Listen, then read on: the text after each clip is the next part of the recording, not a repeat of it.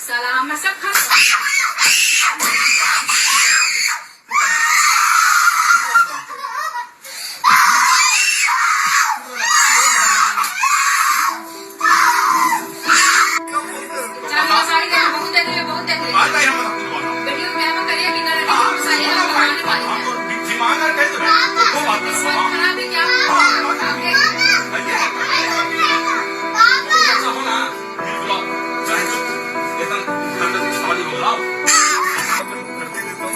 पूरा गला दबा के मारा हुआ है, निशान है, कपड़े पूरे फटे हुए, पैर छोटे, हाथ में थोड़ा ये फटा हुआ है, पूरा फटा हुआ है उसका बॉडी। आप देख सकते हैं यहाँ पे पड़ी हुई उसी तरीके से। वो बोलती थी कि भैया आपको यहाँ पर नहीं रहना है, तो वो समझाता था कि अरे हस्बैंड वाइफ में ठीक हो जाएगा, बच्चे होंगे ठीक हो जाएगा। ये बच्चे में लड़का नहीं हुआ, सीधा और बिगड़ गया मामला। वो हमेशा ही प्रताड़ित करने लगा था, मारता था, वो बताती नहीं थी हमेशा। वीडियो आता था, भाई ने वीडियो में दिखाया नहीं था, बट बोला था भैया बहुत मारा है।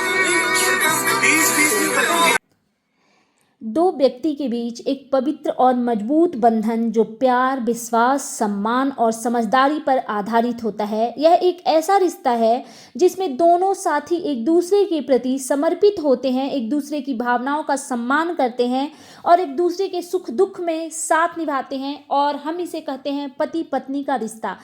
और ऐसा माना जाता है, पता नहीं कई सदियों से चलता आ रहा है, कि माँ और बच्चे या बाप और बच्चे से ज़्यादा स्ट्रॉन्ग और प्योर रिश्ता जो होता है वो पति पत्नी का होता है। 7 जन्मों का रिश्ता होता है, 7 फेरों का रिश्ता होता है। लेकिन कुछ पता नहीं आज के जनरेशन को क्या हो गया है, इस रिश्ते की मर्यादा को तार तार कर रहे हैं। जहां पति पत्नी का रिश्ता एक मिसाल के तौर पे देखा जाता है, उसी रिश्ते को आजकल लोग पता नहीं क्या बनाने में लगे हुए पड़े हैं। तो जैसा कि आपने एक क्लिप देखा होगा जिसमें एक हस्बैंड और वाइफ की आर्गुमेंट हो रही होती है, पत्नी भी कुछ उल्टी सीधे चीज़ें बोलती है और पति भी बोल रहा होता है। लेकिन जब वर्बली फाइट चल रही थी और चल ही रहा था, उसमें पति का पत्नी पे हाथ उठाना और उसको घायल कर देना पूरी तरीके से, ये कहाँ तक न्यायपूर्ण है, चलिए इस विषय में चर्चा करते हैं। So welcome back to my channel, I hope you all are doing great. तो जैसा कि आपने इस क्लिप को देखा, इसमें वीडियो में जो भी हस्बैंड वाइफ का जो चल रहा था, उससे ज़्यादा फोकस मेरा उन 2 मासूम बच्चियों की तरफ था जो स्टार्टिंग में अपने फादर को रोकने की कोशिश करती हैं। मतलब ऐसा लग रहा था उस वीडियो क्लिप को देखकर कि ये चीज़ें आए दिन इनके घर में होती है, क्योंकि दोनों बच्चियां वरीड थी। और अगर आप एक चीज़ नोटिस करना चाहो तो वो ये कि दोनों बच्चियों को पता था कि फादर ये हरकत करने वाला है, क्योंकि दोनों की दोनों बच्चियां सिर्फ और सिर्फ अपने फादर को ही रोकने की कोशिश कर रही थी। पापा पापा रुक जाओ, पापा चुप हो जाओ। लेकिन जब इंसान पे हैवानियत सवार होती है ना, वो कुछ नहीं देखता, ना कुछ सुनता, ना कुछ सोच पाता और ना ही कुछ समझ पाता है। तो ऐसा ही कुछ सीन था। मैं कहती हूँ कि ये झगड़ा इतना क्यों बढ़ जाता है कि एक दूसरे को लातम जुत्तम करने की नौबत आ जाती है। क्या किसी भी प्रॉब्लम का समाधान आराम से बैठ करके नहीं निकाला जा सकता है? एक दूसरे को गंदी गंदी गालियाँ देना, जो कि आजकल ट्रेंड बना हुआ है, एक दूसरे पे थूकना, एक दूसरे को मारना और मार कर घायल कर देना, वो भी कब? जब आप एक पेरेंट्स भी हो। आप सिर्फ एक इंसान, सिर्फ आप एक हस्बैंड वाइफ नहीं, आप 2 बच्चों के पिता हो या 1 बच्चों के पिता हो या 4 बच्चों की माँ हो, जो भी हो, XYZ। जब आप पेरेंट्स बन जाते हो ना, जब आप एक नन्ही सी जान को इस दुनिया में आप लोगों ने मिलकर लाया है और अपने ही बच्चे के सामने इस तरीके से घिनौनी हरकतें करना, ये पता नहीं, मुझे लग रहा है बीमार मानसिकता के लोग कर रहे हैं। लेकिन आश्चर्य और दुर्भाग्य की बात यह है कि ऐसे बीमार मानसिकता के लोग आज के डेट में हमारे समाज में बहुत ज़्यादा पनप रहे हैं। तो मैं उस क्लिप को देख रही थी, मुझे उन बच्चियों पे इतना दया आ रहा था, इतना दया आ रहा था। और जो क्लिप मैंने देखी उसके लास्ट का जो क्लिप में जो पार्ट था, मैं सबसे पहले उस पे बात करना चाहूँगी कि उसके भाई ने रो रो के कहा कि आप लोग देख सकते हैं कि मेरी बहन कैसे घायल है और ये है वो है। वो मुझसे रो रो करके कहती थी कि भैया मुझे बचा लो, भैया मुझे यहाँ से ले चलो, मैं मर जाऊँगी, मुझे जीने नहीं देगा।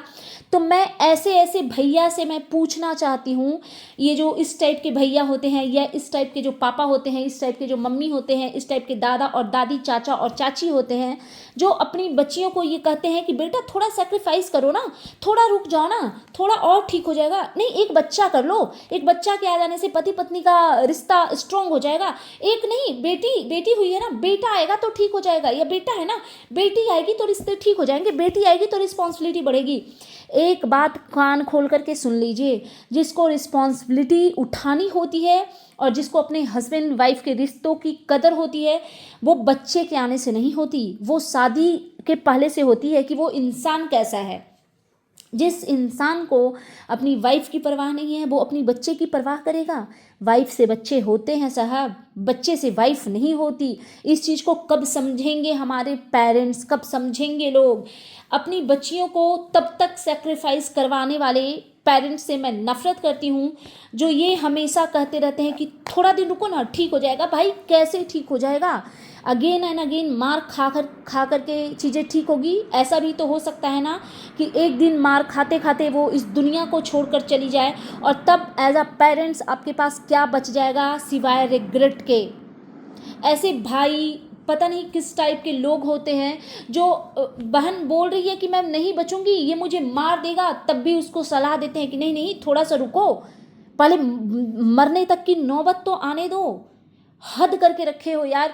मैं ये कहती हूँ कि अगर नहीं निभ पा रही है तो अलग हो जाओ, शिक्षा से अलग हो जाओ। और माता पिता को भी चाहिए कि आप अपनी बच्ची को सम्मान से अपने घर में रखिए। बहुत लोग समाज के डर से बस हस्बैंड से, ससुराल वालों से मार गाली खा खा करके और किसी तरीके से जीवन जी रहे हैं। क्यों? क्योंकि वो अगर पति का घर छोड़कर अपने मायके जाएंगी तो उनकी बहुत बदनामी होगी, उनके पेरेंट्स की बदनामी होगी। ये क्या कौन सी मानसिकता है, मुझे ये समझ नहीं आती। मुझे लगता है ये बीमार टाइप के लोगों की ये ऐसी सोच है। मैं ये नहीं कहती कि एक बार झगड़ा करो और अलग हो जाओ, नहीं, आप चीज़ों को सुलझाने की कोशिश करो। लेकिन जहाँ पे नौबत ये आती है कि मार धाड़ पे चीज़ें आ जाए, और इतनी गंदगी की छोटी सी आर्गूमेंट में पत्नी पे चाटे थप्पड़ घूसे मारना, ये कहाँ की इंसानियत है? वो भी अपनी ही बच्चियों के सामने।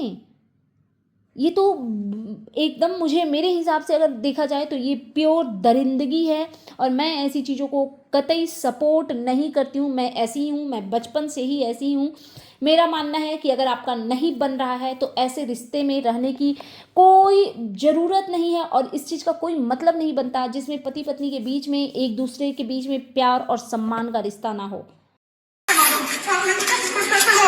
How dare you touch me? How dare you touch me? How dare you touch me? Madam का dupatta. How dare you touch me? Madam क्या?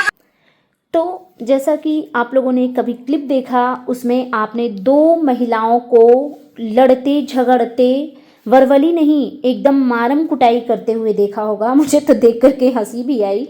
और क्या आपको पता है कि ये दोनों ऐसे कुत्ते बिल्ली की तरह क्यों लड़ रहे थे? सिर्फ और सिर्फ इसलिए लड़ रहे थे कि उनका कहना है कि नाइट से पहले एट नाइट प्रोपोजिशन का यूज होता है, और दूसरी वाली महिला का कहना है कि नहीं, नाइट से पहले इन, ऑन, एट आप कुछ भी लगा सकते हैं। ठीक है, तो हालांकि दूसरी वाली जो महिला है वो सही बोल रही थी, फर्स्ट वाली जो महिला है वो गलत बोल रही थी। लेकिन ये अपनी झगड़े में भी इंग्लिश का उपयोग कर रही हैं, प्रयोग कर रही हैं, how dare to touch me, how dare to touch me. तो ये टीचर हैं, ये टीचर का हमारे समाज में क्या रिस्पेक्ट है गुरुओं का। शिक्षक ना केवल ज्ञान प्रदान करते हैं बल्कि छात्रों के जीवन को भी आकार देते हैं। वे छात्राओं के भविष्य के लिए उनको तैयार करते हैं, उन्हें मूल्य रूप से ज्ञान सिखाते हैं, उन्हें समाज में जीने के लायक बनाते हैं। शिक्षक छात्राओं के विभिन्न विषयों का ज्ञान प्रदान कराते हैं जिससे उनका बौद्धिक विकास होता है। और ये कैसी किस टाइप की शिक्षिका हैं कि आपस में एकदम लिटरली कुत्ते बिल्ली की तरह ये लोग लड़ रहे हैं। शायद यही रीज़न है कि आज का जनरेशन इतना बिगड़ रहा है, क्योंकि वो घर में भी अपने पेरेंट्स को, अपने फादर को, मदर को इसी तरीके से लड़ते झगड़ते, मारम पिटाई कुटाई करते देख रहा है। बच्चा जब स्कूल में जा रहा है वहाँ पे भी वो टीचर को आपस में लड़ते झगड़ते, एक दूसरे के साथ मारम कुटाई करते देख रहा है। तो आज का जनरेशन जो है ना, उसको हम यही दे रहे हैं, उसको हम यही गंदी चीज़ें परोस रहे हैं। दैट्स वाई बच्चे ऐसे होते जा रहे हैं और हमारे समाज में गंदगी तेज़ी से फैल रही है। इसको रोकने का जिम्मा किसी एक का नहीं है, ये हर एक इंसान का है, चाहे वो माता पिता के रूप में हो, चाहे वो फ्रेंड्स के रूप में हो, चाहे वो गुरु के रूप में हो, चाहे वो जिस भी किसी रूप में हो। लेकिन कोई इन चीज़ों पे वर्क नहीं करना चाह रहा है। सब अपनी अपनी लाइफ में बिजी है। जिसके पेरेंट्स ने पढ़ा लिखा दिया है, वो भी पढ़ लिख करके आप अच्छे इतने छोटे छोटे क्लिप वायरल होते हैं। पढ़े लिखे लोग, कोई फ्लाइट में गंदगी करता हुआ देखा जा रहा है, कोई मेट्रो स्टेशन पे गंदगी करता हुआ देखा जा रहा है। गंदगी के भी आजकल बहुत प्रकार हो गए हैं। गंदगी के लिए आपको गंदगी का परिभाषा सिर्फ ये नहीं है कि कपड़े खोल करके कोई न्यूड पिक्चर वीडियो बना रहा है, नहीं। मेरे हिसाब से ये भी समाज में गंदगी ही फैलाने का काम कर रहे हैं। जो लोग पब्लिक प्लेस में एक दूसरे की झोटा झोटी नोच कर, एक दूसरे पे थूक कर, एक दूसरे पे लात जूते बरसा करके जो अटैक कर रहे हैं, मेरे हिसाब से ये भी एक गंदगी ही बोलेंगे। एक टीचर दूसरी टीचर को जब मार पीट रही थी, वो उन चीज़ों में इतनी बिजी हो गई थी कि उनको ये ख्याल नहीं रहा कि वो शिक्षिका है, वो एक महिला है और उनका दुपट्टा गिर गया। उनसे ज़्यादा उनकी जो प्यून है, आई थिंक, उनको उनकी दुपट्टे की चिंता हुई पड़ी थी। वो बार बार बोल रही थी कि मैडम आपका दुपट्टा, मैडम आपका दुपट्टा, मैडम आपका दुपट्टा। अरे बहन जी, उन्होंने अपनी इज्जत नीलाम कर दी, अब दुपट्टा रख के भी क्या होगा। तो चलिए ठीक है, ये था मेरा आज का वीडियो। अगर आप लोगों को अच्छा लगा होगा तो प्लीज़ मेरे चैनल को सब्सक्राइब कीजिएगा जिन्होंने नहीं किया होगा, और प्लीज़ मेरे चैनल को सपोर्ट कीजिए। मैं इस टाइप की चीज़ों पे वीडियो बनाऊंगी ताकि हम अपने समाज को अवेयर कर सकें। और आप लोगों से अनुरोध है, हाथ जोड़ के नम्र निवेदन है कि अगर आप ऐसे कहीं पे भी कुछ क्लिप्स देखते हैं तो आप मेरे इंस्टा पे मुझे उसका लिंक शेयर कीजिएगा, या फिर आप मेरे कमेंट बॉक्स में आकर के ज़रूर कमेंट कीजिएगा कि हाँ मुझे इस चीज़ पे बोलना चाहिए, जहाँ भी जो भी चीज़ लगे। So that's it, thanks for watching, bye bye guys, take care और प्लीज़ सपोर्ट मी गाइज।